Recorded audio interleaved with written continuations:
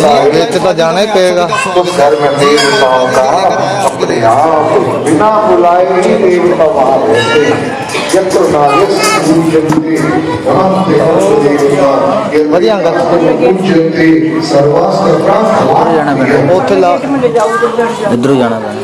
लेकिन नारी पतिव्रता नारी के पति की आयु बढ़ती है, घटती नहीं है। आपने सुना है कथा, कई बार मैंने सुनाई, और ये इतिहास बहुत पुराना है।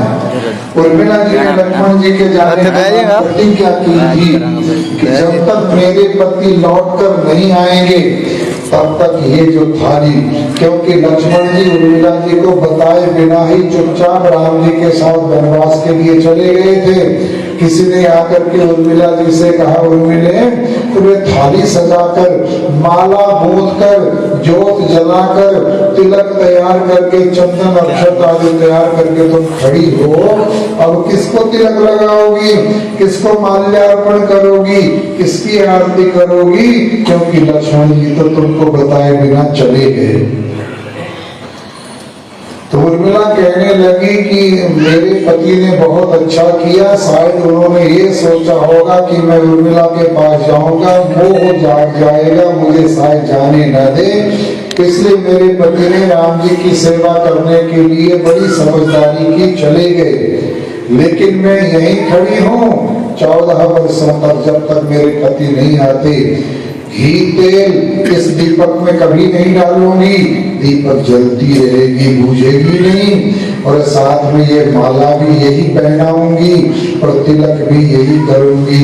मेरे पति आएंगे तब, पति के आने पर पूजा करनी थी ना, पहले नहीं आए, 14 वर्षों के बाद तो आएंगे, लेकिन किसी पूजन सामग्री से उनकी पूजा करूंगी।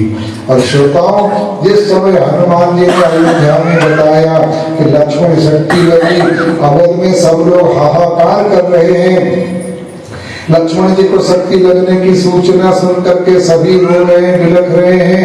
इतने में उर्मिला ने कहा, रोना नहीं, बिलखना नहीं, मैं पतिव्रता नारी हूँ, और मैं विश्वास के साथ आप लोगों को कह सकती हूँ, यदि मेरे पति का कुछ भी हो गया होता, ये दीपक बुझ जाता, ये तिलक सूख जाता, माला मुरझा जाती। देखिए माला वैसी है, और मैं विश्वास से कह सकती हूँ कि मेरे पति का बाल बांका नहीं हुआ। और आप जानते हो, उतने में कौशल्या जी आती हैं। कौशल्या कहती, हनुमान राम से कह देना खबरदार मेरे बेटे लक्ष्मण को लिए बिना अवध में वापस ना आए। राम मेरा बेटा नहीं, मेरा लाल, मेरा सुपुत्र, मेरा प्रिय पुत्र लक्ष्मण है। और उसको ये भी कह देना कि जब गए थे वनवास के लिए तो राम आगे था, लक्ष्मण पीछे पीछे था, तो वापस आए तो मैं राम का नहीं, मैं अपने लाडले लक्ष्मण का मुख पहले देखना चाहती हूँ। मुझे मेरे प्यारे लक्ष्मण का मुख पहले देखना है। इसलिए एक नारी के लिए भाई को बलि कर देना तो कोई समझदारी थोड़ी है, बता देना राम को। इतने में सुमित्रा जी आई, उन्होंने कहा, हनुमान माता इस समय मोह में है, ममता में है, पुत्र की ममता, लेकिन जाओ राम से कहना सीता को जरूर लेके आना, जिस उद्देश्य से गए हैं उस दुष्ट रावण का संहार जरूर करके आना, और उनसे कहना एक पुत्र मेरे राम के काम आया है, अभी तो दूसरा भी है, मैं उसको भेज रही हूँ, तुम वहां पहुंचो, मैं दूसरा पुत्र भेज दूंगी राम की सेवा के लिए।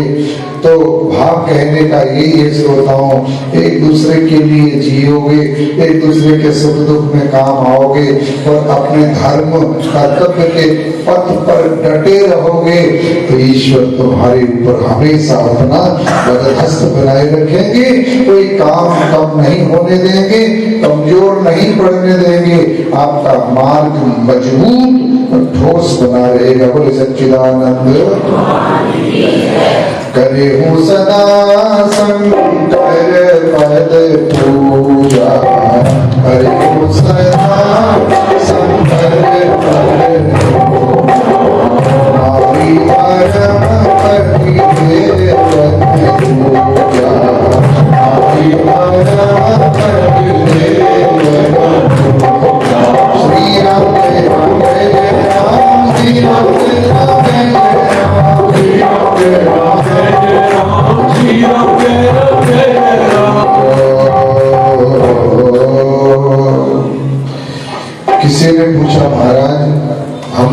गलतियां बहुत हो चुकी हैं। बात करते हैं जब पति पुत्र धर्म का हम लोग उपदेश करते हैं किसी मंच में बैठकर, तो लोग आती हैं माताएं बहनें, महाराज भूल हो गई, त्रुटियां हो गई और किसी से, तो कोई रास्ता है कैसे बचे, दोषों का निवारण कैसे हो। तो यही बात है, पहले हो गया पाप, आज भी कर लो पश्चाताप, यज्ञ कर लो, दान कर लो, तीर्थ कर लो, पाप धुलेगा नहीं। तीर्थ के साथ, दान के साथ, यज्ञ के साथ, पूजा पाठ के साथ पश्चाताप भी करेंगे तो पाप धुल जाएगा, नष्ट हो जाएगा। प्रार्थना करो, हे प्रभु मुझसे जाने अनजाने में जो त्रुटियां हुई हैं, गलतियां हुई हैं, उनको क्षमा कर देना मेरे मालिक। तो यदि प्रभु से बार बार प्रार्थना करेंगे तो जीवन में इसी जन्म में ही सारे दोष धुल जाएंगे। यदि इस जन्म की गलती इसी जन्म में समाप्त नहीं हुई तो प्रारब्ध बनकर श्रोताओं को बिना भोगे कटेगा नहीं वो कर्म। संचित और क्रियमान कट जाते हैं, लेकिन जो प्रारब्ध में आ गया, मैंने जो ब्रह्मा जी ने मस्तक में लिख दिया वो फिर मिटने वाला नहीं। इसलिए ब्रह्मा जी लिखे, चित्रगुप्त इसकी सूचना यमराज को दे, उससे पहले प्रभु से प्रार्थना कर लो कि हे मालिक त्रुटि होगी क्षमा कर देना, आगे ना हो उसके लिए मुझे ताकत दे दो। तो परब्रह्म परमात्मा, जैसे कल चौपाई सुन रहे थे, जो तप करे कुमारी तुम्हारी, जो तप करे कुमारी तुम्हारी, में सके त्रिपुरारी,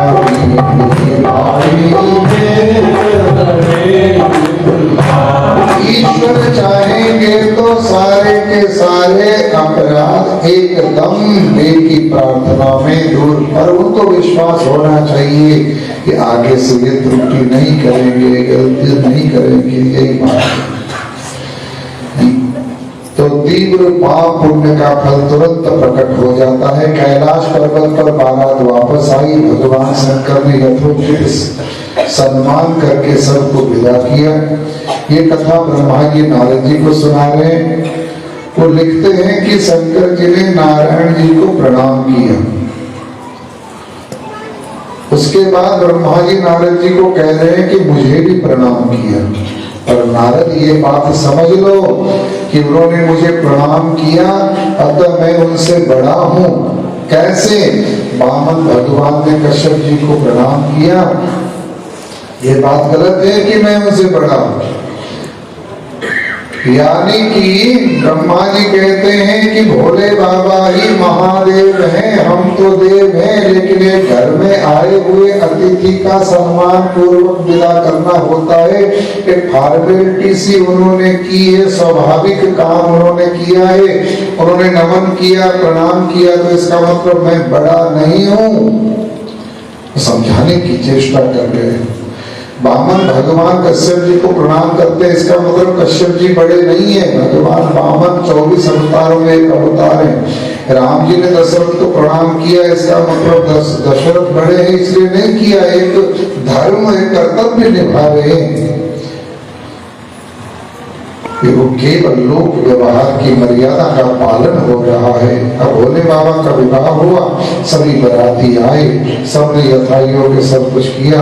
अब सबके वापस जाते समय दूल्हे राजा शिष्टाचार प्रणाम करेंगे कि नहीं करेंगे, इसलिए उन्होंने सबको प्रणाम करते हुए हाथ जोड़कर वापस भेजा। भगवान शंकर के पास पार्वती जी बैठी। शंकर जी ने पूछा, तुम्हारा अपने सती रूप को के बारे में तुम्हें याद है कि नहीं? पार्वती जी बैठी, तब शंकर जी ने पूछा, देखो और पुरानी बातें भूल जाओ। जो कुछ भी सती के शरीर से तुम्हारे द्वारा हुई है वो सब भूलना पड़ेगा और नया अध्याय शुरू करो। क्योंकि उन्होंने भोलेनाथ की बात पर विश्वास नहीं किया था ना सती के शरीर से, और जिद करके राम जी की परीक्षा लेने चली गई थी। इसलिए वो उन बातों को भूलने के लिए भोले बाबा कह रहे हैं। फिर उनसे विवाह का वर्णन, काम को जला ही चुके थे, लेकिन फिर भी लोग धर्म का आश्रय लिया है। कुछ दिनों के बाद कार्तिकेय जी का जन्म होता है। पार्वती अम्मा से कार्तिकेय की उत्पत्ति नहीं हुई है, याद रखना। बार बार मैं कह रहा हूँ, भगवान शंकर ने श्राप दिया था कि देवियां गर्भ धारण नहीं करेंगी। किसी समय की बात है। देवी भागवत में लिखा है कि राधा जी से ब्रह्मांड रूपी पुत्र की उत्पत्ति हुई, जिसे उन्होंने त्याग दिया था। इसलिए उन्हें श्राप मिल गया था कि इसके बाद देवियां गर्भ धारण नहीं करेंगी, क्योंकि संतान की इज्जत न करने वाली देवियों को कोई पुत्र हो और इस तरह अपमान पुत्र का संतान का हो। इसलिए श्रोताओं, आप कभी पढ़ना, लक्ष्मी जी से कोई संतान नहीं है, दुर्गा माँ से कोई पुत्र पैदा नहीं हुआ। केवल संकल्प मात्र से ये शक्तियां संतान पैदा करती है। शंकर जी के द्वारा जो शिवांगु होगा उस शुक्र को धारण कौन करेगा? यद्यपि ये सब निष्काम है, लेकिन तारकासुर के वरदान को सिद्ध करना है। उसका वध कैसे हो? तो भोले बाबा का जो शिवांग था, जो तेज था, वो निकला, गंगा जी ने धारण किया। गंगा जी ने अग्नि की तरह प्रज्वलित शंकर के तेज को सरकंडों में छोड़ दिया। कृतिका नक्षत्र है जिसमें 6 तारे होते हैं, वो 6 देवियां हैं। कृतिका नक्षत्र के जो 6 तारे हैं वो 6 देवियां हैं। वो तेज जब पुत्र के रूप में परिणित हुआ, बदल गया, तब कृतिकाओं ने उसे उठा लिया। उधर तारकासुर इस ताक में रहता है कि शिवांग उत्पन्न हो और उसको समाप्त कर दो। इस प्रकार शिवांश से पैदा होने वाला वो जो वीर्य था, उससे उत्पन्न होने वाला जो बालक था, उसको कृतिकाएं उठाकर ले गई। कृतिका नक्षत्र की अधिष्ठात्री देवियां ये 6 थी गिनती की। कुमार 1 हैं और ये देवियां 6 हैं। श्रोताओं, 6 की 6 चाहती हैं कि ये पुत्र मेरी गोद में आए, ये पुत्र इसको मैं खिलाऊं, मैं अपना दूध पान कराऊं। और एक ही साथ दूध एक बच्चे को 6 की 6 माता कैसे पिला सकती? इसलिए भगवती जगदम्बा की कृपा से सारी माताएं 6 तरफ बैठी है, गोल एक घेरा बनाकर कार्तिकेय जी को बीच में बिठाया है। और जगदम्बा की कृपा से उनके 6 मुख बन गए और इकट्ठे 6 की 6 माताओं के स्तन पान कर सके, उसके लिए षडमुखी कार्तिकेय जी बनाए गए। बोले सच्चिदानंद। इनका नाम है सदानंद। जय गज बदन सदानंद माता। गज बदन माने गणेश और सदानंद माने कार्तिकेय, जिसके 6 मुख हैं। क्योंकि 6 कृतिकाओं ने इनको पाला था और इनको पोसा था, इनको बड़ा किया था। कार्तिकी पूर्णिमा को इनका जन्म हुआ, इसलिए इनका नाम कार्तिकेय पड़ा। कार्तिकेय का कृतिकाओं ने पालन पोषण किया, दूध पिलाया, इसलिए भी कार्तिकेय नाम पड़ा। बाद में ब्रह्मा जी ने पुत्र लाकर पार्वती की गोद में डाल दिया। भगवान शंकर का पुत्र है। इस प्रकार कृतिकाओं ने इनका पालन किया है। पार्वती जी को जब प्रथम पुत्र के रूप में कार्तिकेय जी मिले, गदगद हो गई, बार बार सिर पर हाथ फेरती और मुख चूमती, देवता पुष्प बरसाते, बाजे बजाते बोले गौरी शंकर भगवान। कार्तिकेय जी थोड़े बड़े हुए, सबने प्रार्थना की, तारकासुर का वध कार्तिकेय जी के बिना नहीं होना है, इसलिए तारकासुर वध करने के लिए ही कार्तिकेय जी का अवतार हुआ है। सारे देवता मिलकर आए, उन्होंने प्रार्थना की कि तारकासुर राक्षस जिसने सारे संसार में अत्याचार मचा रखा है, इसने इंद्र का सिंहासन छीन लिया। ब्रह्मा जी ने आकर समझाया, बुझाया और डराया। तब उसने इंद्र का सिंहासन वापस लिया था, अन्यथा इंद्रासन पर वो बैठने को तैयार हो गया था। देवताओं ने अपने सारी शक्तियां कार्तिकेय को समर्पित करके ताकत दे दी। उसके बाद श्रोताओं, कार्तिकेय जी और तारकासुर का युद्ध होता है। भीषण युद्ध के बाद अंत में देवताओं ने प्रार्थना की कि आप इससे ज्यादा ना खेलें, आपके द्वारा इसकी मृत्यु निश्चित है, इसलिए इसे शीघ्र मारकर देवताओं का भय दूर करें। आप शंकर पुत्र हैं, आपकी शक्ति अमोघ है। बस फिर कार्तिकेय रथ से कूद पड़े, एक शक्ति हाथ में उठा ली, जैसे वज्र होता है, जलती हुई मशाल होती है, उससे लपटें निकल रही थी। कार्तिकेय ने देखा कि तारकासुर सामने आ रहा है। उसके फेंके हुए त्रिशूल को कार्तिकेय जी ने समाप्त किया, फेंकी हुई गदा टुकड़े टुकड़े कर डाली और कार्तिकेय ने अपने हाथ में ली हुई शक्ति को छोड़ दिया। शक्ति ने जाकर के कार्तिकेय के हाथों से छूट करके उस शक्ति ने जाकर के श्रोताओं तारकासुर का संहार कर दिया, टुकड़े टुकड़े कर दिए, सारी पृथ्वी को धन्य धन्य कर दिया और सब आकाश से पुष्प वर्षा हो रही है। देवता लोग जय जयकार कर रहे हैं, बोले कार्तिकेय भगवान की जय। भगवान कार्तिकेय जी का केवल स्मरण मात्र करने से, उनका भजन करो तो कहना ही क्या है, उनका पूजन करो तो भी शत्रुओं पर विजय प्राप्त होती है, बड़ी दिव्य ऊर्जा प्राप्त होती है, ब्रह्मचर्य का पालन करने की ताकत आती है कार्तिकेय जी की पूजा करने से, उनका बार बार स्मरण करने से। कार्तिकेय जी का स्मरण शत्रुओं पर विजय करने वाला है, शत्रुओं का नाशक है और ब्रह्मचर्य में सहयोगी है, ये ध्यान रखें। अब आगे श्री गणेश जी की उत्पत्ति लिखी है, बड़ी लंबी कथा है। विघ्न हरता और गणेश जी विघ्न करता भी है। आप कहोगे गणेश जी विघ्न करता, बोले गणेश जी की विधिवत पूजा ना हो पर ऐसे ही दूसरे काम करने लग जाओ। कोई भी देखो, किसी का गुरु कोई है और कोई किसी देवता को भी मानता हो, लेकिन सबसे पहले गणपति पूजन का विधान लिखा हुआ है। जब तक गणपति पूजन नहीं होगा, जब तक गणेश जी का ध्यान स्मरण चिंतन नमन और पूजन नहीं होगा, तब तक आपके द्वारा प्रारंभ किया गया जो कार्य है वो पूर्ण भी नहीं होगा। बोले गणपति भगवान। कैसे किया जाए चिंतन, उनकी उत्पत्ति और दिव्य लीलाएं सब जो है बहुत विस्तार से लिखी गई है। एक बार भगवान कृष्ण की बारात जाने वाली थी। देवताओं ने विचार किया कि शादी में सब कुछ बढ़िया और सुंदर होना चाहिए, तभी अच्छा लगता है। सभी देवता बहुत सुंदर हैं, लेकिन ये गणपति जी जो है ना, लंबी सूंड लंबे कान, क्यों नहीं इनको यहीं पर रोक दिया जाए।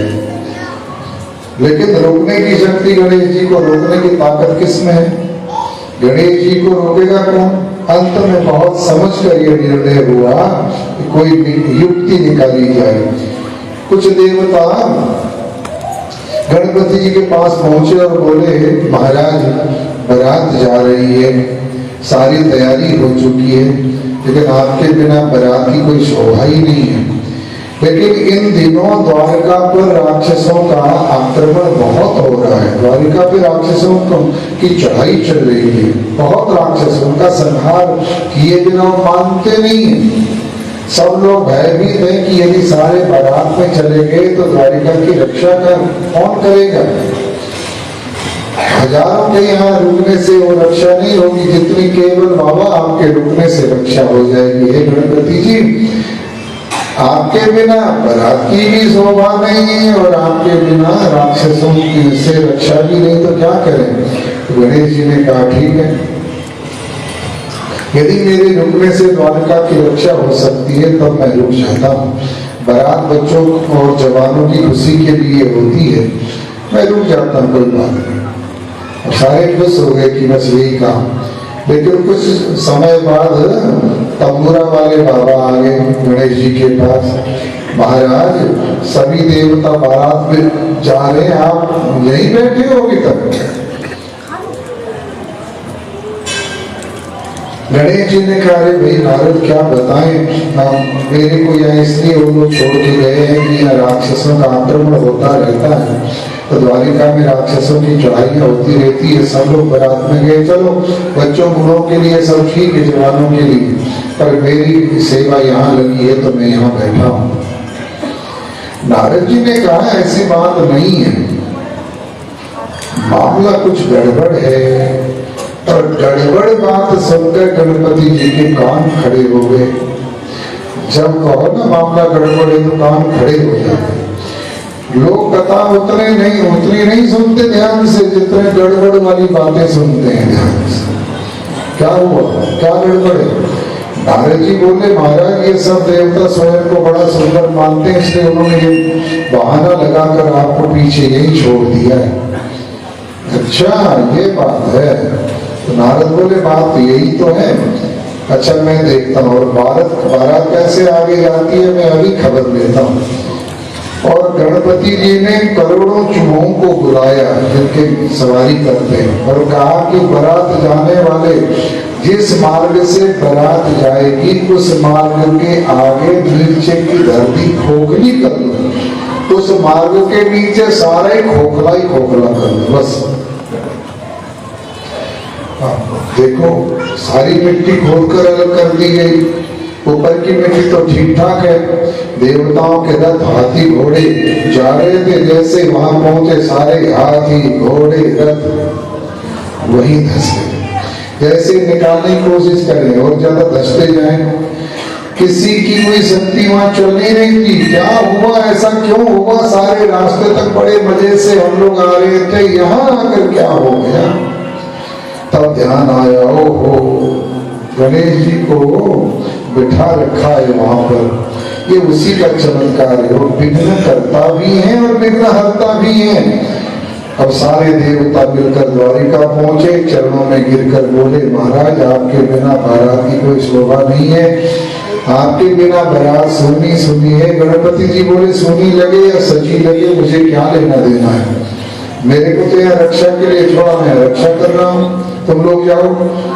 फिर तो महाराज देवता लोग भावुक होकर बोले कि बारात जा नहीं पाएगी महाराज, हम बच्चों से अपराध हो गया, क्षमा कर दीजिए। चरणों में गिरकर स्तुति की। जब गणपति जाने को तैयार हो गए फिर सारे चूहों को आदेश दिया कि जहाँ तुमने खोखला किया था वहां पर दोबारा से मिट्टी भर दो और पूर्ववत मार्ग को कर दो। तो गणपति जी पहुंचे, सब रथ और वाहन ऊपर आ गए, अंततः बारात गई और विवाह हो पाए। इसलिए गणेश जी को मनाए बिना कोई भी कार्य शुभ कार्य करते हो तो कार्य बीच में अटक जाएगा, रुक जाएगा। गणेश जी की वंदना, गणेश जी की स्तुति करना जरूरी है।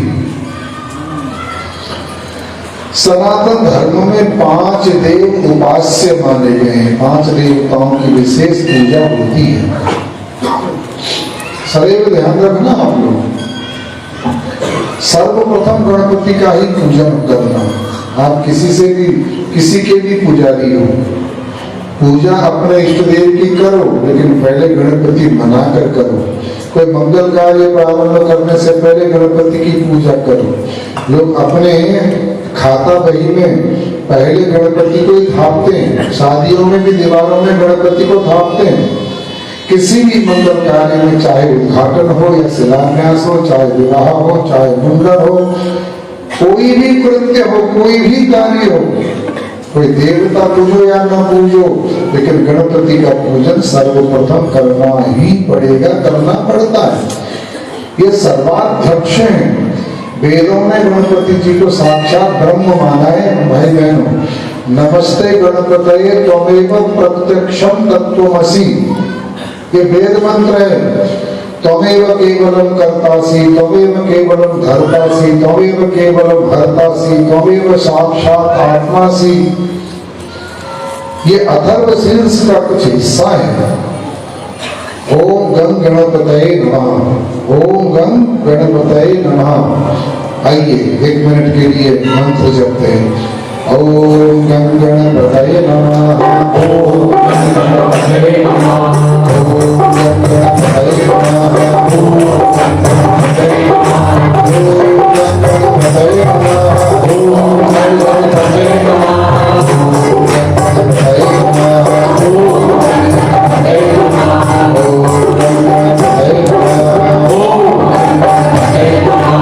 ओम गं गणपतये नमः। ओम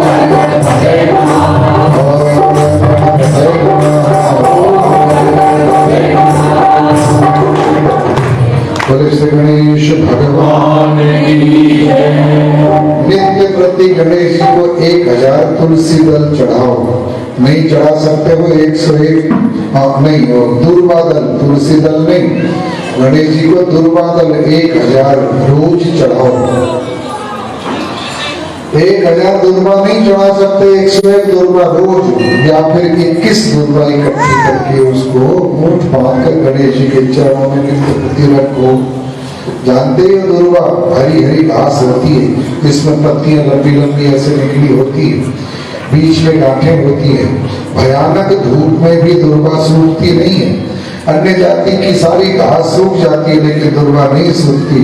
जिसने दुर्वा से गणपति का पूजन कर लिया वो पुत्रहीन पुत्रवान हो जाता है, धनहीन धनवान हो जाता है, विद्याहीन विद्वान बन जाता है, रोगी को रोग से छुटकारा मिलता है, हर कार्य में सफलता मिलती है गणेश जी को दुर्वा चढ़ाने से। गणपति जी की हर चतुर्थी को हो सके तो 1008 नाम लेकर 1008 लड्डुओं का भोग लगाओ। गणेश जी के 1008 नाम है, प्रत्येक नाम से एक लड्डू चढ़ाओ, आप सुखी रहोगे। जय गणेश जय गणेश जय गणेश जय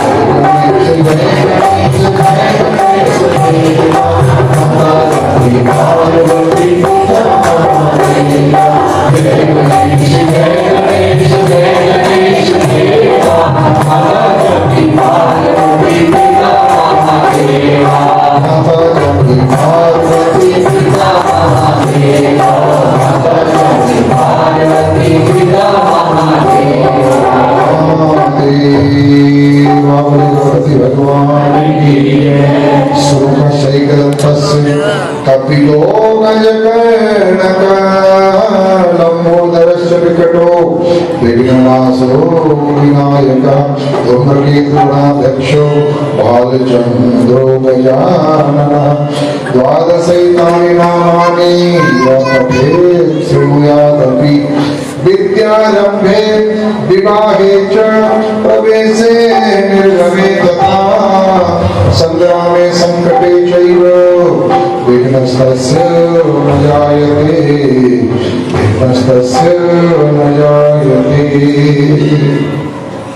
कहीं भी जा रहे हैं, सुख में दुख में, अनुकूलता में प्रतिकूलता में, शुभ कार्य में, कहीं भी जा रहे हैं, गणेश जी के इन 12 नामों का उच्चारण करके आप जाइए। फिर देखिए कभी वो काम अधूरा नहीं रहेगा। 12 नाम रोज नित्य प्रति लो, गणपति जी को नमस्कार करो, तुम्हारी यात्रा मंगलमयी होगी। नमो रुद्राय पंचदे स्वस्ति मां संपादयेत। भगवान शंकर हे भोलेनाथ, हमारे लिए हमारा रास्ता मंगलमय हो। जयंती मंगला काली भद्रकाली कपालिनी दुर्गा क्षमा शिवा धात्री स्वाहा स्वधा नमोस्तुते। दुर्गा कवच है, दुर्गा कवच में मंत्र आता है, पंथानाम से पथा रक्षे मार्गम क्षेम करी तथा। हे मां, रास्ते में हमारी रक्षा करना, हम जहाँ भी जा रहे हैं आप हमारी रक्षा करना, भगवती से प्रार्थना की गई है। अनेक मंत्र हैं हमारे पास, लेकिन हम उच्चारण नहीं करते। जब विपत्ति आती है तो कोशिश करते हैं नाम ले कष्ट कट जाए, लेकिन तब तक बहुत देर हो गई होती है। गणेश जी की कृपा आप सब पर हमेशा बनी रहे। इन्हीं मंगल भावनाओं के साथ कल से कथा से पुराण की बहुत लंबी है, मैं नहीं सुना पाऊंगा बाबा, लेकिन 12 ज्योतिर्लिंगों की कथा है, वो कथा आपको सुनाने की चेष्टा करूंगा। जितनी भी सुना पाऊंगा वो कल और परसों 15 और 16 तारीख को आपको सुनने को वो कथाएं मिलेंगी। देखो कुछ एक दो सूचनाएं अनिवार्य जो मेरे देने वाली हैं। प्रभात फेरी में हम सब लोग चलेंगे। क्यों चलेंगे? इसका कारण है, याद रखना, हमारा फाजिल का एक तीर्थ है, तीर्थ है। इसमें अनेक तो मंदिर हैं, गौशालाएं हैं, धर्मशालाएं हैं, मठ हैं, मंदिर हैं, संत महात्मा भजन करते हैं, गृहस्थों के घरों में खूब साधना भजन कीर्तन होते हैं, उपासनाएं होती हैं, पूजा पाठ होते हैं, अनेक भक्तों के घर हैं। रास्ते में तो श्रोताओं इस बहाने परिक्रमा फेरी के बहाने सबकी परिक्रमा हो गए, सबकी परिक्रमा हो गए। और ऐसे तो होती नहीं, और होत कहीं चलते भी है तो ये मन में नहीं आता, लेकिन उस दिन जो प्रभात फेरी होगी, इन सब बातों का ध्यान रखते हुए प्रभात फेरी होगी। और ये प्रभात फेरी कब होनी है? नहीं, सेंटर में जो बैठी माता है उनसे पूछ रहा हूँ, कब होनी है प्रभात फेरी? कौन सा दिन लोग बोल रहे हैं? अरे चलोगे ना प्रभात फेरी में? याद करने के बारे में मैं तो क्यों करोगे? जिन्होंने प्रभात फेरी में चलना हाथ खड़े करो। सब लोग प्रभात फेरी में चलेंगे ठीक 5 बजे 16 तारीख को दुख निवारण से बालाजी धाम से यात्रा प्रारंभ हो जाएगी। ठीक 5 सभी लोग चलेंगे। भंडारा हो रहा है 17 तारीख को, बाहर काउंटर लगा है, उसमें आप लोग अपनी इच्छा के अनुसार उस यज्ञ में आहुति जरूर डालें, अपनी कमाई का कुछ अंश उसमें जरूर डालें। यदि आप नहीं डालते हो तो आपकी मर्जी है, डालोगे तो बालाजी आपको अनंत गुना करके देंगे। 100, 200, 500 खर्च बहुत ज्यादा होता है ऐसे भंडारों में, तो कम से कम लाख रुपए के आसपास का खर्चा है। सबका सहयोग थोड़ा थोड़ा मिलेगा तभी भंडारा पूरा होगा। इसलिए बाहर पर्ची कटवा लें, आप अपनी कमाई का अंश दान करके बरताने के लिए मेरी बहनों से निवेदन है कि उस दिन अपने हाथों से मेरी माताएं, क्योंकि माताओं के हाथ का भोजन बड़ा स्वादिष्ट लगता है, बड़ा अच्छा लगता है। जिन्होंने भी बरताने में अपना नाम लिखवाना है, हमारी रानी बहनें, बिम्बा बहनें, इन लोगों को अपना नाम जरूर लिखवा दो। जो भी खड़े होकर के बरताना है, लोगों को थालियां लेके लोग आपके पास आ जाएंगे। किसी ने दाल, किसी ने कड़ी, किसी ने चावल, किसी ने फुलके, हाँ किसी ने सब्जी डालनी है। माताओं से निवेदन।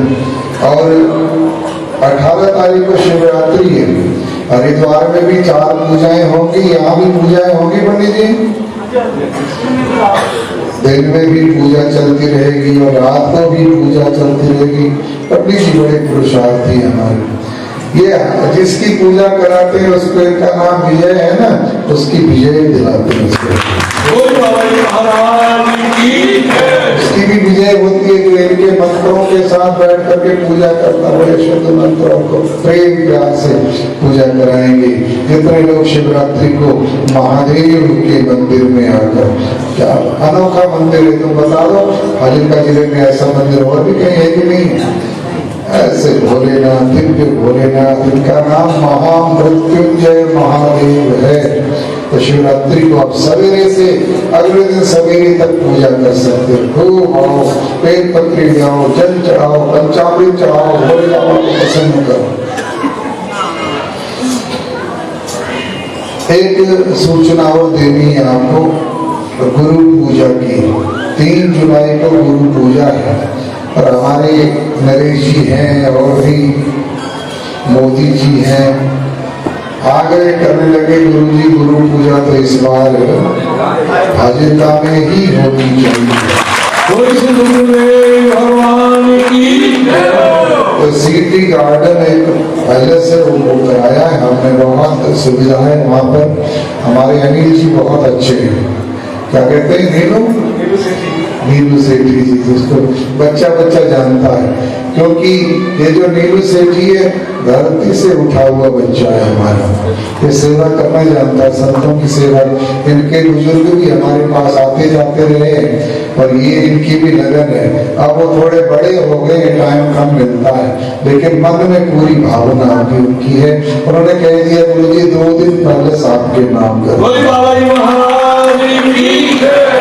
2 तारीख और 3 तारीख को, 2 तारीख रविवार है, 3 तारीख सोमवार है, 2 तारीख को रामचरितमानस का पाठ वहाँ रखा जाएगा और 3 तारीख को भोग पड़ेगा। 3 तारीख को गुरु पूजा होगी, सभी लोग तैयार रहना। गुरु पूजा में 4000 के आसपास लोग इकट्ठे होते हैं। उसके लिए कुछ सभामणियों की जरूरत पड़ेगी हमें, क्योंकि बाहर से आने वाले लोगों को प्रसाद देना होता है।